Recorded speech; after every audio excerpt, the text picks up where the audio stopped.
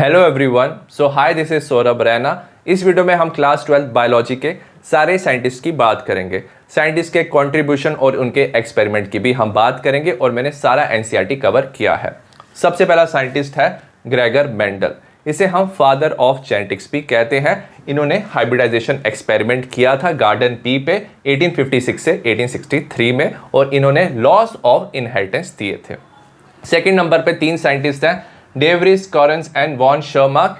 इन्होंने रीडिस्कवर किया था Mendel's result on inheritance of character. Third number पे है सूटन एंड बोवरी। इन्होंने क्रोमोसोमल थ्योरी ऑफ इनहेरिटेंस दिया था। फोर्थ नंबर पे है थॉमस हंट मॉर्गन। इन्होंने एक्सपेरिमेंटल वेरिफिकेशन दिया था क्रोमोसोमल थ्योरी ऑफ इनहेरिटेंस और उन्होंने एक्सपेरिमेंट किया था ड्रोसोफिला मेलानोचेस्टर जो फ्रूट फ्लाइज होते हैं। फिफ्थ साइंटिस्ट है एल्फर्ड स्टेटिवार्ड। ये मॉर्गन के स्टूडेंट थे और इन्होंने मॉर्गन का जो ड्रोसोफिला का एक्सपेरिमेंट था उसका रिजल्ट यूज किया। इन्होंने यूज किया frequency of recombination between gene pair on same chromosome और उससे उन्होंने मेजर किया डिस्टेंस बिटवीन जीन्स और उनकी पोजीशन मैप की उसने क्रोमोसोम में। एज ए रिजल्ट उन्होंने जेनेटिक मैप बनाया। सिक्स्थ है हैनकिंग। 1891 में उन्होंने ट्रेस किया था एक specific nuclear structure after spermatogenesis. Spermatogenesis के बाद उन्होंने एक न्यूक्लियर स्ट्रक्चर ट्रेस किया। 50% जो स्पर्म थे वो रिसीव कर रहे थे उस स्ट्रक्चर को। उन्होंने इस स्ट्रक्चर को एक्स बॉडी कहा और अब हम इसे एक्स क्रोमोसोम कहते हैं। सेवंथ है लैंगडन डाउन। 1866 में उन्होंने फर्स्ट टाइम डाउन सिंड्रोम को डिस्क्राइब किया था। 8 नंबर पे है फ्रेडरिक मिशर। 1869 में उन्होंने आइडेंटिफाई किया था डीएनए को एज ए एसिडिक मटेरियल जो प्रेजेंट होता है न्यूक्लियस में और उन्होंने उसे न्यूक्लियन कहा। 9th नंबर पे है Maurice Wilkins and Rosalind Franklin. इन्होंने प्रोड्यूस किया था X ray diffraction data of DNA और इसी डेटा को यूज करके James Watson and Francis Crick ने 1953 में double helix structure of DNA दिया। और साथ में जो फ्रांसिस क्रिक है उसने प्रपोज किया था सेंट्रल डॉगमा इन मॉलिक्यूलर बायोलॉजी, मतलब जो डीएनए है वो ट्रांसक्रिप्शन से एमआरएनए बनाएगा, एमआरएनए ट्रांसलेशन से प्रोटीन बनाएगा। इसे सेंट्रल डॉगमा इन मॉलिक्यूलर बायोलॉजी कहते हैं। एरविन चारगाफ ने बताया कि जो डबल स्ट्रैंडेड डीएनए है अगर आप उसमें रेशो लोगे एडेनिन थायमिन की, ग्वानिन एंड साइटोसिन की, इनकी जो रेशोस है वो कांस्टेंट होती है एंड इक्वल टू 1, मतलब एडेनिन थायमिन के इक्वल है और ग्वानिन साइटोसिन के इक्वल है डबल स्ट्रैंडेड डीएनए में। 13 नंबर पे है फ्रेडरिक ग्रिफिथ। 1928 में उन्होंने एक्सपेरिमेंट किया था ट्रांसफॉर्मिंग प्रिंसिपल का। उन्होंने माइस और स्ट्रेप्टोकोकस निमोनिया जो एक बैक्टीरिया है वो यूज किया था। 14 नंबर पे है Oswald Avery Colin MacLeod Maclyn McCarty. उन्होंने biochemical nature of transforming principle जो ग्रिफिथ ने दिया था उसका बायोकेमिकल नेचर पता किया। उन्होंने ये किया था 1933 से 44 तक। उन्होंने बताया जो डीएनए है वो हेरिडिटरी मटेरियल है। 15 नंबर पे है Alfred Hershey and Martha chase 1952 और इनका जो प्रूफ था DNA is the genetic material, ये फाइनल प्रूफ था कि डीएनए जेनेटिक मटेरियल है। इसके लिए इन्होंने ई कोलाई और बैक्टीरियोफेज यूज किया था। 60 नंबर पे है Matthew Meselson and Franklin star. 1958 में उन्होंने प्रूव किया था semi conservative nature of DNA, उसके लिए इन्होंने ई कोलाई यूज किया। नेक्स्ट है टेलर एंड हिज कोलिग। उन्होंने 1958 में वर्क किया था वीसिया फाबा, जिसे फाबा बीन्स भी कहते हैं। उन्होंने रेडियो एक्टिव थायमिन यूज किया था और इन्होंने भी बताया semi conservative nature of DNA. Next है जॉर्ज गैमो। उन्होंने सजेस्ट किया था जो जेनेटिक कोड है 3 न्यूक्लियोटाइड का होगा, ठीक है, बट कंफर्म किया कि जेनेटिक कोड ट्रिपलेट होता है बाकी 3 साइंटिस्ट ने। एक साइंटिस्ट का नाम है हरगोबिंद खुराना।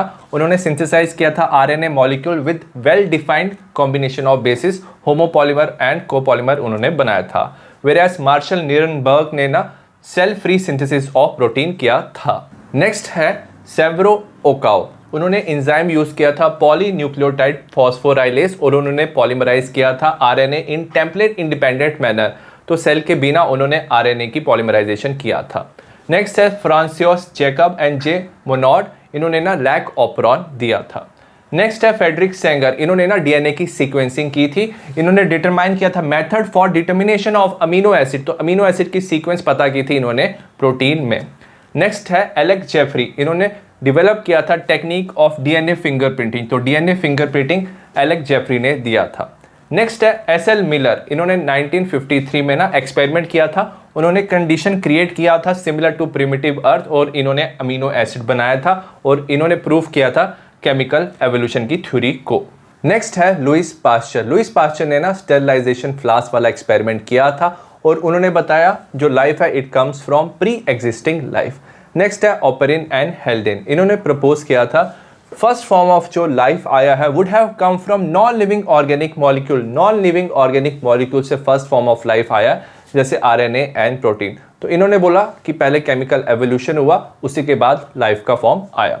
नेक्स्ट है चार्ल्स डार्विन। इन्होंने ना सी वॉयज किया था अराउंड द वर्ल्ड और उनकी जो शिप थी उसका नाम था HMS बीगल और इन्होंने बताया था theory of natural selection survival of the fittest. Next है एल्फ्रेड वैलेंस। इन्होंने काम किया था मले आर्कीपेलेगो, एक आइलैंड है और ये भी सिमिलर कंक्लूजन पे आए जो चार्ल्स डार्विन आया था।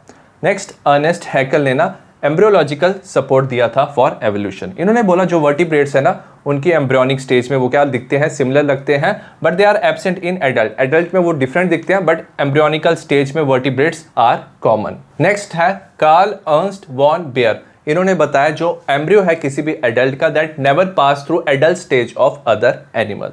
नेक्स्ट है ह्यूगो डेवरिस। उन्होंने काम किया था प्रिमरोज पे और इन्होंने आइडिया ऑफ म्यूटेशन दिया। नेक्स्ट है हार्डी वेनबर्ग। इन्होंने हार्डिंग वेनबर्ग प्रिंसिपल दिया। इन्होंने कहा जो एलील फ्रीक्वेंसी है किसी पॉपुलेशन में वो स्टेबल होता है और कांस्टेंट होता है जनरेशन से जनरेशन। एलील फ्रीक्वेंसी इन्होंने P और Q से रिप्रेजेंट किया।